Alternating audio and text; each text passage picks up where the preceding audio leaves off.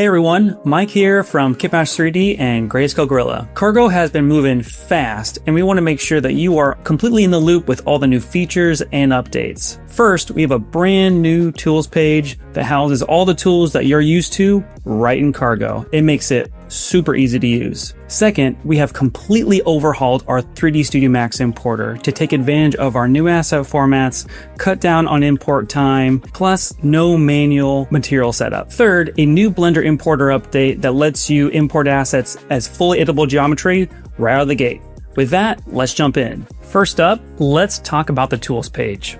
We have finally added all the tools you're used to from Studio right here in Cargo. They're very easy to download and really easy to use. This update adds every single Greyscalegorilla tool and script all ready to go inside of Cargo. Let me show you. So we did this by introducing a dedicated tools dashboard that tracks your versions automatically. This gives you the ability to install everything from Signal and GorillaCam to Lightkit Pro right from your main dashboard without any extra steps. Here's how it works in practice. So if you're a Greyscalegorilla or Everything Bundle subscriber using Cinema 4D, you just hop into the tools page, click install on any tool card and get to work.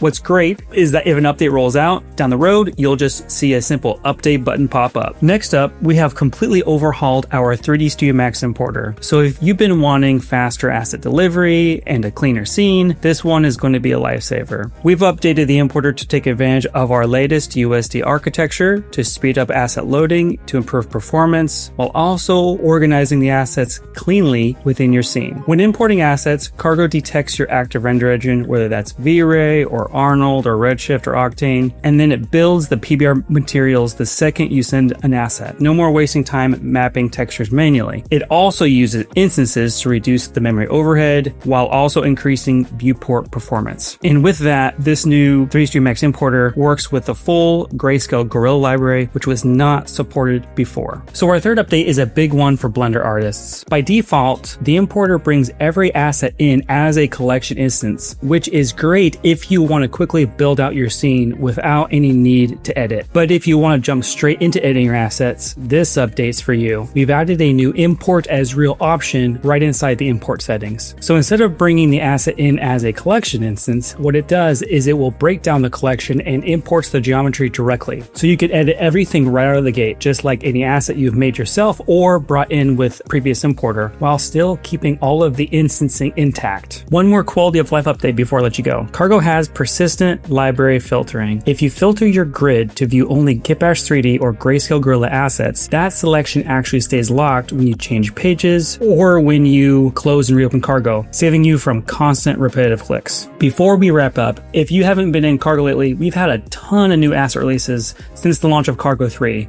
This includes patterned concrete materials, new deli, lights, camera action, amusement park, warehouses, and the latest wood wall panels and stadiums kits.